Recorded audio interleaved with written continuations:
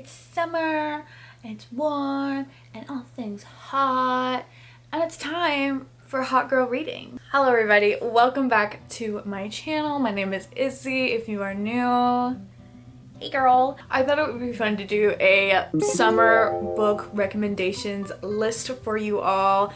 These are good beach reads or pool reads or vacation reads. Like literally summer is the perfect time to get into reading, and here are some of my favorite summer book recs for you guys. The first one I don't actually own with me, unfortunately. I don't know why, I need to own it, but It Happened With Summer and Hook, Line, and Sinker by Tessa Bailey. These two books are about these two sisters who kind of go to this small like beach town. While they're there, they like meet these guys and it's like cute and it's like I personally like It Happened One Summer the best.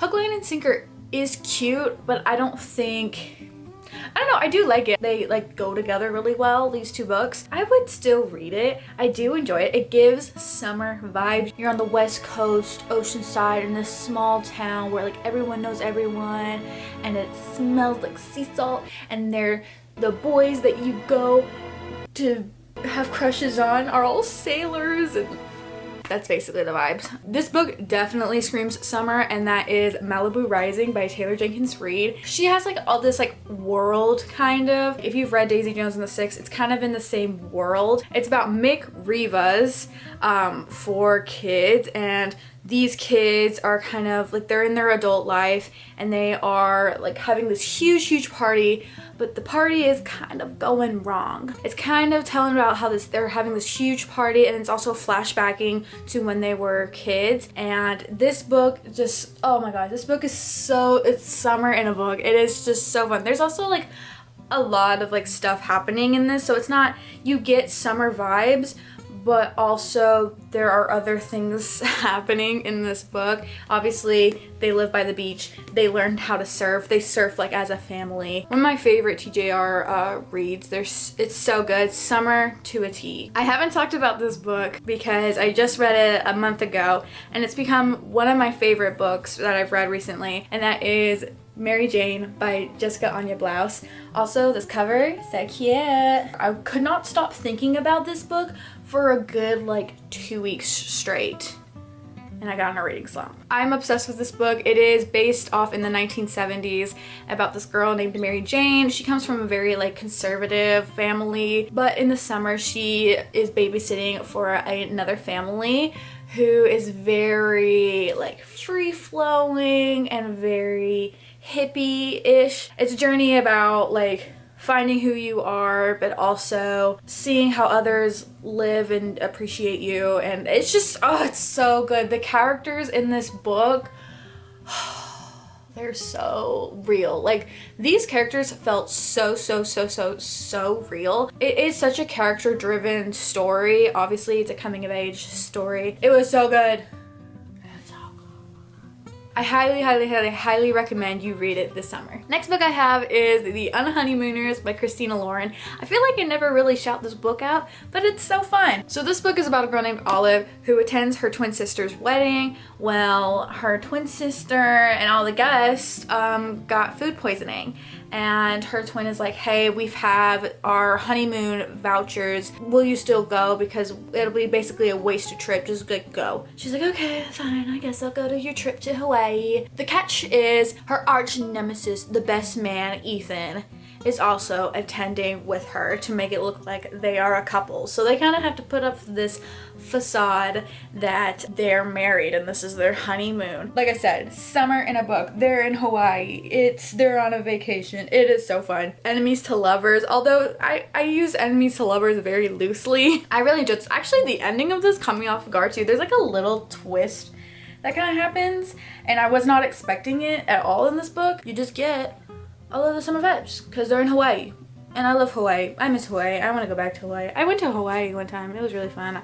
I could talk about it all the time. Did you know that I went to Hawaii? I wasn't gonna put this book in the video, but I have to talk about it because it literally says beach read. Like, this is the pinnacle of beach reads because it says beach read. Like, come on. Anyways, I wasn't gonna put an Emily Henry book in, but I figured I would shout it out. Basically all of Emily Henry's books are like perfect Beach Reads. I basically recommend her in every video, but that's because I'm obsessed with her. Beach Read is about this girl named August.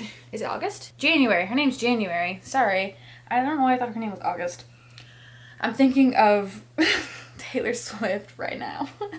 It's about this girl named January who her father has passed away, and he decides to leave her his lake house. So she goes down and like lives in this lake house, and so happens that her next door neighbor is her college rival, Gus. Ew, just kidding. We love Gus. For the summer, they decide to switch genres because they're both writers. Did I forget to mention that? They're both writers.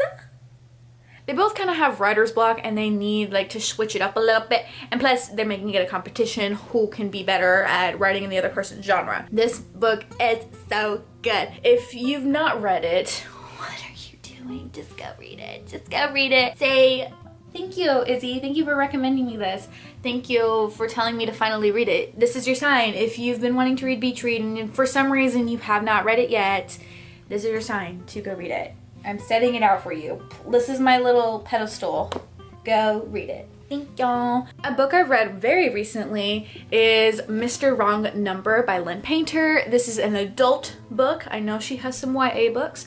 This one is adult, and it is about this girl named Olivia who is kind of having some bad luck right now. She just got broken up. She just lost her job. She lost her apartment in a fire that she set.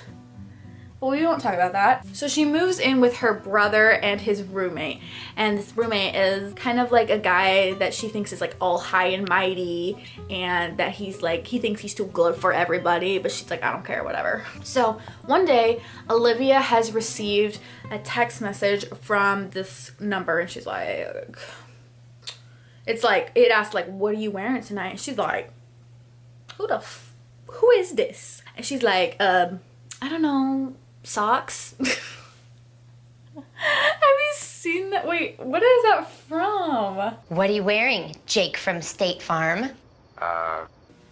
Khakis. Anyways, she gets a text message from this wrong number and starts to have kind of this whole friendship. Oh yeah, she kind of has like this mysterious friendship, companionship with this wrong number. This book was so cute. I think in some sense it can be like, sometimes I felt Olivia was a little bit annoying. Like I was like, girl, like her whole like character is that she's a mess basically, and she can't get her shit together, and there's sometimes you're like, girl, please get it together, but you kind of start falling in love with her. I also love our love interest Colin. He's so funny. Their banter is so good. It's one of my favorite like romance banters I have ever read about. I thought it was really funny and very cute, and I loved the premise, although I'm like, ma'am, why are you answering a wrong text? Personally, if I see a number that's not in my phone, I am blocking it.